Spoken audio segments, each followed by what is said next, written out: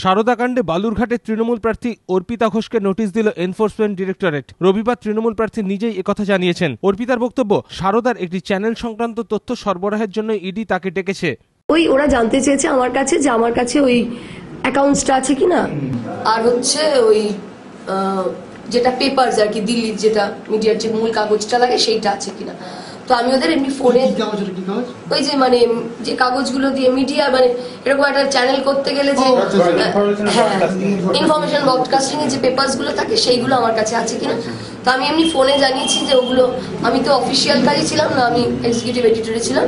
তবে ওরা ওখানে গিয়ে আমাকে এটা অফিসিয়ালি ওদের বোধহয় একটা সই করে জানিয়ে দিয়ে আসতে হয়। আমি বলেছি আমার 24 তারিখে ভোট আছে, তারপরে আমি হয়তো 25 তারিখে গিয়ে সেটা মানে পৌঁছে কলকাতায় আমি গিয়ে ওটা জানি। এইটুকু জানতে চেয়েছেন, সেটা শিশু কিশোর একাডেমিতে পাঠিয়েছেন বলেই আমি আর কি পাইনি হাতে, কারণ বাড়ির অ্যাড্রেসে পাঠাইনি।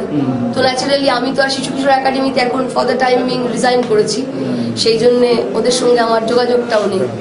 তাই জন্য জানতে পারিনি। আপনাদের ওখান থেকে ফোন আসার পরে আমি খোঁজ নিলাম, তখন ওরা বললো কোথায় পাঠিয়েছে, তখন আমি জানতে পারলাম আর কি। এইটুকু, এর বেশি কিছু। যদিও তৃণমূল নেতা নেত্রীদের এনফোর্সমেন্ট ডিরেক্টরেটের ডাকা নিয়ে ভিন্ন বক্তব্য শোনা গিয়েছে দলের সর্বভারতীয় সাধারণ সম্পাদক মুকুল রায়ের গলায়। এ বিষয়ে তাঁর প্রতিক্রিয়া জানার জন্য এবিপি আনন্দের তরফে যোগাযোগ করা হয়। এনফোর্সমেন্ট ডিরেক্টরেটের তদন্ত নিয়ে তো অনেক জল্পনা চলছে, এখনো পর্যন্ত আপনাদের কোনো নেতা, কোনো মন্ত্রী, কোনো সাংসদ কাউকে নোটিশ পাঠিয়েছে কি? মুকুল রায় এর উত্তরে বলেন, এটা পেড নিউজ, কারোর হয়ে তোমরা এই সংবাদটা করছো, কারণ আমাদের কাছে এরকম কোনো খবর নেই। তৃণমূলের আরেক নেতা মদন মিত্র, যাকে সারদার একাধিক অনুষ্ঠানে সুদীপ্ত সেনের সঙ্গে দেখা গিয়েছে, যার গলায় সারদা কর্ণধারের প্রশংসা শোনা গিয়েছে, সেই মদন মিত্র এবার সারদাকাণ্ডে আক্রমণ শানালেন রিজার্ভ ব্যাংকের গভর্নর ও চিদম্বরমের বিরুদ্ধে।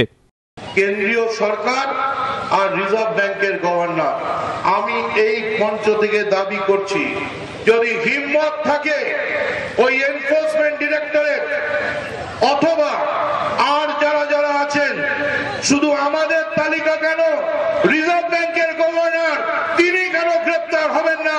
তার নামে গ্রেপ্তারি পরোয়ানা আপনারা অবিলম্বে ঘোষণা করুন। তিনি তো পারমিশন দিয়েছে। চিদম্বরমের বউ নলিনী চিদম্বরম আর তার পরিবারের পুত্র এবং কন্যা কত কোটি টাকা সারদা থেকে নিয়েছে, এই বীরভূমের মাটিতে ঘোষণা করতে হবে এনফোর্সমেন্ট ডিপার্টমেন্টকে। এদিকে এনফোর্সমেন্ট ডিরেক্টরেট সূত্রে খবর, সারদাকাণ্ডে তদন্তে ইতিমধ্যেই 70 জনকে নোটিশ পাঠিয়েছে তারা। এর মধ্যে বেশিরভাগের বয়ান তারা ইতিমধ্যেই রেকর্ড করেছে। ইডি সূত্রে খবর, কুণাল ঘোষ সহ 2 জন সাংসদের বয়ান ইতিমধ্যেই রেকর্ড করা হয়েছে। একজন প্রাক্তন পুলিশ কর্তার বয়ানও রেকর্ড করা হয়েছে। একজন প্রাক্তন কেন্দ্রীয় মন্ত্রীর বয়ান রেকর্ডের জন্য সময় চেয়েছে এনফোর্সমেন্ট ডিরেক্টরেট, যদিও তিনি এখনো সময় দেননি। ইডি সূত্রে খবর, আরও কয়েকজন রাজনৈতিক নেতা সারদাকাণ্ডের সঙ্গে যোগ রয়েছে বলে সন্দেহ করছে তারা, কিন্তু তাদের কখন নোটিশ দিয়ে ডাকা হবে তা নিয়ে কোনো চূড়ান্ত সিদ্ধান্ত এখনো নেওয়া হয়নি।